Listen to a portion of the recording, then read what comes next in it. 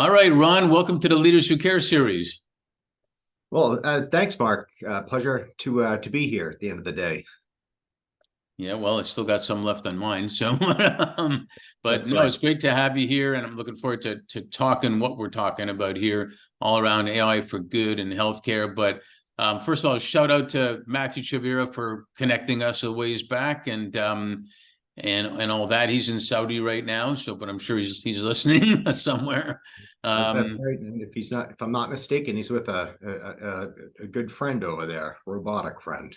He's with Sophia. There's no doubt about it. And although he's about 12:30 or 1 a.m. in the morning right now, so I think he's getting ready to sleep. But why don't we start this way? If you could introduce yourself, not about business, not about any of that, just a little bit about where you are, where you're from originally, family, more personal type of things like that, and then we'll go from there. Oh, all right. Sure thing.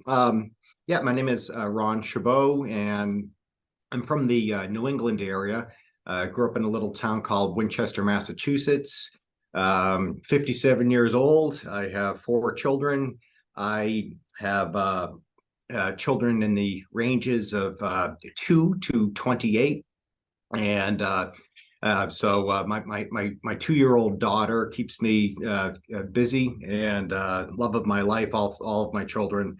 And I've worked in healthcare my entire career, ups and downs. And it's a pleasure to be on the show here and talking with you. Matthew Chavira is the one who actually brought me into artificial intelligence 6, 7 years ago. Mm-hmm. And well, hang on a sec. Let me interrupt for 1 second. So we'll get into that. Yeah. When you were a kid, you brought up your kids. When you were a kid or a teenager, were you an introvert, an extrovert? Were you like a young entrepreneur with lemonade stands? Were you playing sports or music? What were you like? I was an introvert. I was like painfully shy, I guess you would say. In certain situations, in school, around certain people, around teachers. But I played a lot of sports and around the neighborhood. I wasn't shy. I was probably a little bit of a hellion. But in general, just overall, I'd say a pretty shy kid. I wasn't not much of an entrepreneur, just very excitable and no clue what I wanted to do. What sports did you play? Well, I was a pole vaulter. Was my wow. I don't usually get that answer. Well, yeah, I mean I pretty much tried everything, and that's what I liked the most. And I busted my hand. I went to a pole vaulting camp my junior year in high school, and I first day back I busted my hand, and but it's okay. It all worked out fine. But it was a fun sport. I played soccer, baseball, and just I like outdoor stuff too. No, that's awesome. Well, tell us a little bit first about your journey. You studied business at Skidmore, and then you went on to a successful career in life sciences. But what were you envisioning them back then in college when you were studying that? When I went to college, I mean, honestly, I went to a liberal arts college, and I didn't know what I wanted to do, but I thought it had something related to healthcare. I went in, took chemistry and biology, and failed miserably, and decided that I just would not be able to be a doctor. I couldn't. I was getting Fs. I mean, I was not like even getting Cs. And honestly, I chose business as almost a default. And as soon as I got out, I had a couple of jobs that were okay, and I tried to make my way into healthcare, and that's what I did. So. No, I get it. I went into accounting because I didn't know what else to do, and I figured that'd be a good basis for business too. So I understand. Right. Not much of a story. College really were more years for, I mean, growing up. I think I was a little stunted or something. It was a 4-year period to grow up, make friends, and by the time I graduated, I still didn't really know what I wanted to do. I ended up selling copiers and fax machines. That was my first job in like Chelsea, Everett, Lynn, Malden, Massachusetts. So that was there is something to be learned from that. My first thing was delivering TV guides when they were like, this is going to show some age, they were like 15 or 20 cents each, way back. And but I learned a lesson from a lady who used to give me a quarter tip for a 15-cent TV guide, and she explained to me how important the customer experience was to her, and that she wanted to recognize me for that, and taught me a lesson. So Right. Yeah. It's a good lesson at a young age. it is. So we founded Fifth Element on the basis that leaders in their businesses can do way better when they're doing good at the same time. So looking through your career, you were clearly an early leader in understanding that, because you were gaining experiences and knowledge in companies, multiple medical products across the spectrum, research, et cetera, where economic and social impact were prevalent in that more than any other sector. So how did you see this evolve for you? And share with us, were endeavors that you took on, did they prove to be economically viable and always making a difference at the same time? No. I mean, in terms of economically viable, there are a number of things that I've tried to do that I was passionate about, and I've had to pause. I haven't stopped everything. But maybe it makes sense to just as a preface to that. I mean, I worked in healthcare, a number of different areas, medical devices, and biologics, pharmaceuticals, supply chain, product management. I spent 15 years in neurosurgery, worked in the operating room. I mean, I really had eye-opening experiences starting at about 25 years old. And I saw the other side of life, from the business side of healthcare. But I was often, very much intertwined because I was in sales, training the staff in the hospitals, the nurses, the doctors, sometimes during live surgery. So my eyes opened, and, ignorance is bliss. So I became more aware. And then along the line, children, family, and then I had some personal problems that couldn't be solved in the traditional healthcare system. And that's when things sort of changed for me. And it's kind of a long story. We don't have a lot of time, but I started getting involved in artificial intelligence and so forth. And I did that as a means to take a program in the mental health space. I was trying to figure out how best to disperse it to the masses, and how to do this in a way that was, curated and effective. And that's when I met Matthew 6-7 years ago.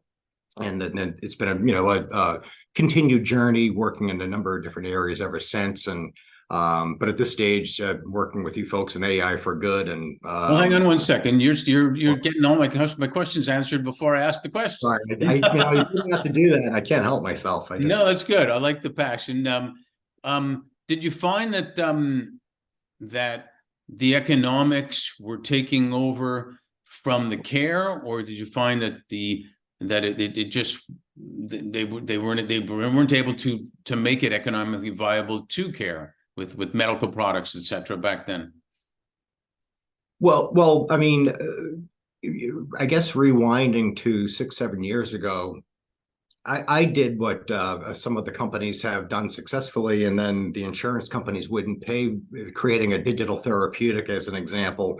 And so in terms of economic viability, I mean, really the best example is there's another company that did this successfully. I tried, won some awards, but didn't get it to market. Pear Therapeutics developed a digital therapeutic to treat opioid abuse, along with a number of other, I believe, neurological conditions. Digital therapeutic where patients could actually receive prescriptive treatment, holistic wellness therapy, a host of services delivered via artificial intelligence, right on their phone.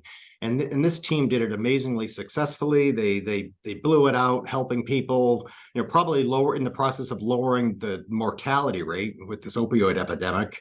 But then there were issues with the insurance companies not paying, with payment issues. They're doing something innovative, revolutionary in an archaic health system. And so they went into that with a mechanism where they were treating and helping patients, but they had to file for bankruptcy. And so, I mean, that's an example of a situation where innovation available, people getting better, but because of part of this critical part of the healthcare system that funds everything, that was one of the issues. Yeah, But we've seen that happen. Unfortunately, we've seen that happen multiple times where even in hospitals, for example, that costs too much, so we can't do it. Well, you got to take care of the patient. What are you talking about? And stuff. So right. that leads me to the next point. And this all started with, we found out that leaders have found out that that their businesses can do way better when they're doing good at the same time. And this is where AI comes in. The fourth industrial revolution, they say, is about technology, which includes AI and AR/VR and all that. But the fifth is about humanity, and it really is supposed to be about humanity using tech to help it better versus the other way around. And how does impact and talent come together to make that happen? So you started talking about a little bit before, and we're also excited about the partnership that we have with Fifth Element, Prophets of AI, and the people involved in this to have sustainable results, and that creating the AI for Good fund with the initial focus on healthcare.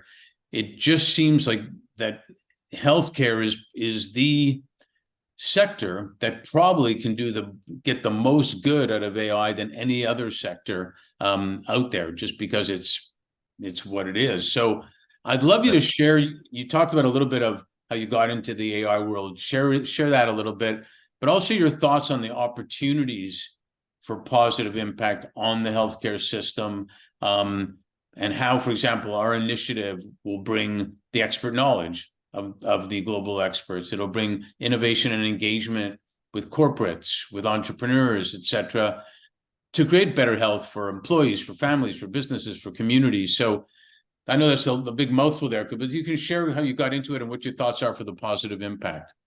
Sure, absolutely. I think that the best example really is to rewind to this digital therapeutic. So it's an example of using artificial intelligence to disseminate a therapy, and this could be a therapy to treat secondary depression in a patient with a neurological condition, or a diabetic patient that's receiving insulin that needs holistic health monitoring.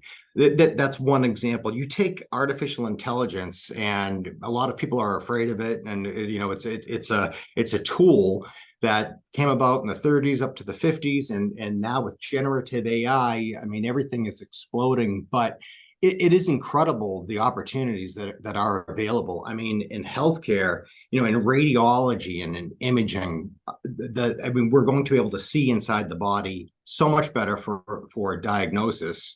The health at home. I mean, we look at what happened during the pandemic. The World Health Organization wrote a 268-page report on lessons learned. A lot of these things that are happening now with artificial intelligence are corrective measures to everything listed in that report, including supply chain. I mean, patients can't get medication, couldn't get medication. There's artificial intelligence supply chain now in the works. So patients can receive care. There's AI humanoid robots that were and are traversing hospital floors, providing care to patients because of the nursing shortage. And really the list goes on and on. If you look at generative AI, I mean, this is. I mean, I play with this, and I'm just amazed at what it can do.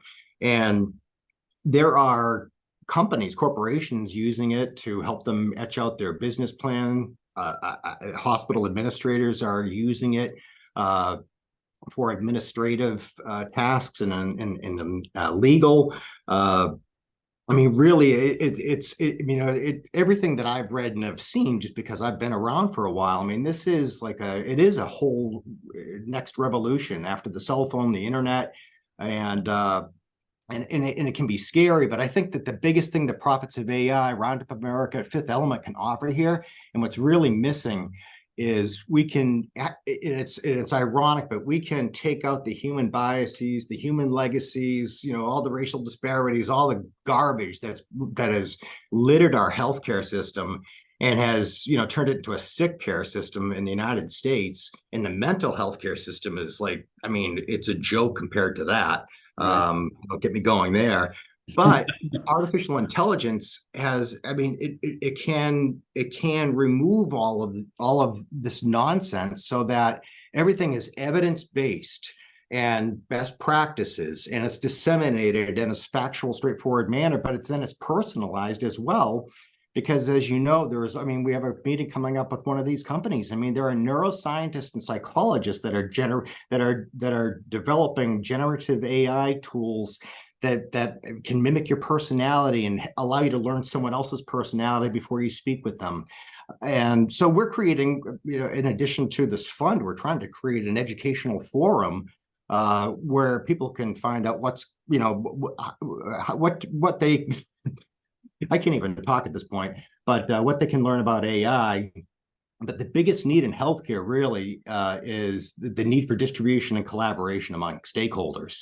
There's too many players, and you don't know who's who and what's what, except for Google and the big guys. Well, let me add something to that point. What I love what you're saying, because the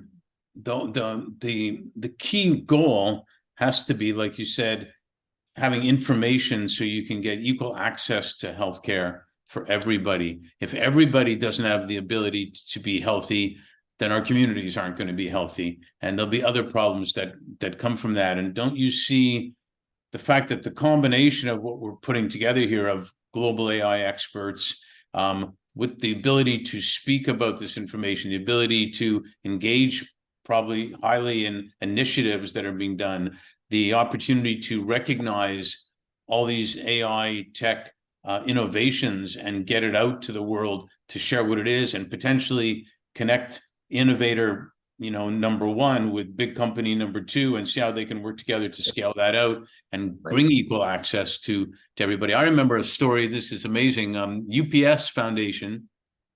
This is probably at least 5, 6, 7 years ago. They had to get medicine. I think it was in Africa, but it could have been here too. They had to get medicine to villages, and they couldn't get it there fast enough. They literally had an advanced slingshot that whipped it into the air to send it to the village, believe it or not. And this is in prehistoric times. I'm talking 7, 8, 9 years ago. But that's all they could do. How do you like that one? Well, it's funny you mentioned that. There's a company that I'm not really working with them. I've become friendly with them, named HealthFox. They're based in Finland, and they have a holistic health monitoring platform for basically it's everything along. Wait, I'm doing it again. Can you rewind to what you just said so I don't go off on a tangent? I was talking about how they slingshot its stuff to so the case they equal access. The therapeutics company, but they just sent over a picture of they had set up a hut in South Africa, and outside of the hut there was a line of patients, children, families being treated, and there was a singular computer there, and like one doctor, it might have been a nurse, but these patients were being treated with insomnia, diabetes. This is a platform used at the University of Helsinki, but these patients were being treated in South Africa in a tent with the same treatment, same best practices treatment. They were receiving cognitive behavioral therapy, and they were having a lot of their vitals measured. And so, we're really branching out into a whole new era. So, depending on your location, I mean, it's not going to matter. The satellites will hit you wherever you are, and it doesn't sound good when you say it like that, but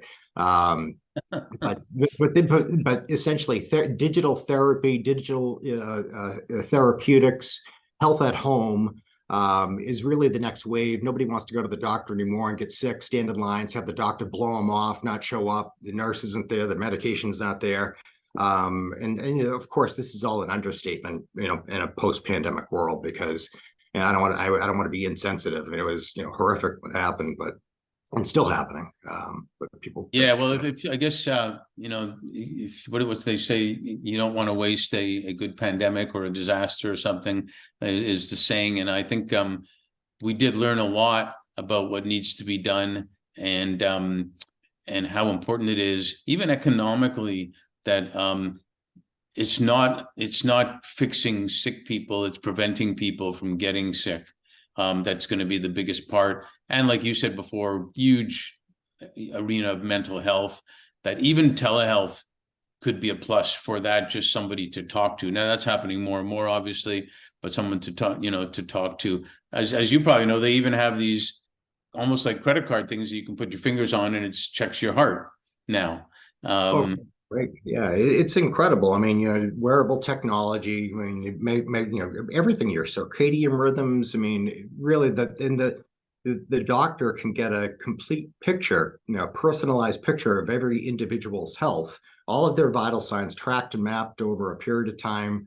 Then they employ predictive analytics and, escalate, I mean, they can basically predict the future, and they can look at certain situations where the patient was, what caused the escalation, were they triaged. I mean, these products can actually triage the patient during an escalating event as well, notifying certain stakeholders. And what's the best result? And I think this is where we're aiming for with the AI for Good Fund and bringing all these parties together, is that at the end of the day, the economics will probably turn out to be better in so many respects. Healthcare costs will go down. So there could be extra money, not extra money, but funds for real emergencies. Crime will probably go down at the same rate, because when people are feeling good, it happens less. Are you familiar with blue zones? Do you know what those are?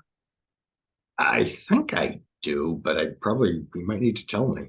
Well, there are areas around the world that have been identified where people live the longest and are the happiest. Oh, yes. Yeah. And one of the things that they found is obviously you need the right food, exercise, whatever, but the thing that fills people's hearts and souls more than anything is belonging. And with respect to that, if you can show people that they are cared for equally as anybody else, then that is a sense of belonging, which creates also better health at the same time. And so I think that's where AI can also be for good, is where people feel that they're getting the same care as somebody who has $1 gazillion, and then it helps all of us. One last thing. Yeah, go ahead. We can add to that. No, I was just going to echo that. I mean, I really see the biggest opportunity here in healthcare, and I think, and in mental health care. And so I see Prophets of AI, Roundup America, Fifth Element. I mean, all of the people on the team, the ethicists, all of the technologists. Matthew Chabot and everyone has built he has built such an incredible team here. I mean, it's almost like a funnel where you can take a look at everything that's happening, and fit for purpose.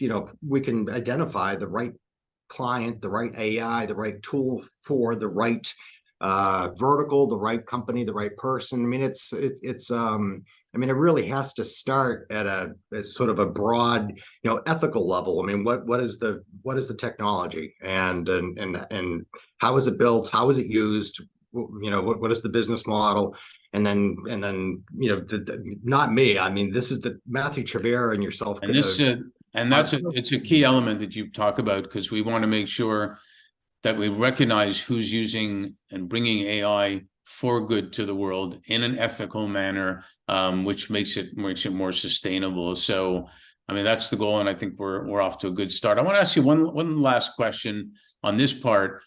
A client told me, I think it was in 2021 even, he told me, Mark, the year 2020 was the year that flew by slowly. And I thought that was kind of brilliant, because it felt like that. And it still kind of feels like 2020 was yesterday and also years ago at the same time. So with that said, 2021, 2022 flew by. What are you most grateful for? And also, what are you most hopeful for as we head to the end of 2023? Well, I mean, what I'm most grateful for is that, I mean, my family, my wife, my children, I mean, they're all healthy after this. I mean, it was a nightmare. It is, and so I'm eternally grateful for that. And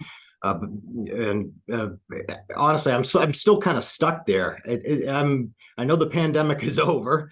And but I'm in a position where I'm just grateful for what I have and the people I have around me. And what are you And most hopeful for? what I'm most hopeful for is really what I'm really passionate well geez passionate about. I mean, because stay within work, which really is not work, and it comes down to your health. I am most hopeful for um, telling the world about an alternative mechanism to treat various mental health disorders that are already evidence-based and are not being used by healthcare because it's not profitable for them to do so. And I didn't want to talk about that in the show because I didn't want to go off on one of my tangents, but yeah, basically, I want to get into the medication-assisted treatment model, the SAMHSA model, um, and I'm looking forward to the next stage where that model is effectively used where it was supposed to have been used in the first place, which is an addiction treatment, and it's not. But it should be used in neurological care. It should be used for diabetics. I mean, it's not. Well, But it will be. It's heading that way. I'm hopeful for that too. And I think that by bringing the different great people together, like we're doing under this fund, then things will get noticed and dots will be connected that maybe haven't properly been connected before, and we'll make a positive impact that way. So, thanks for being a leader who cares, for sure, and thanks for being on this series and sharing all that. Really appreciate it. Yeah, thank you, Mark. No, it's really nice being here. Thanks again. Have a nice night.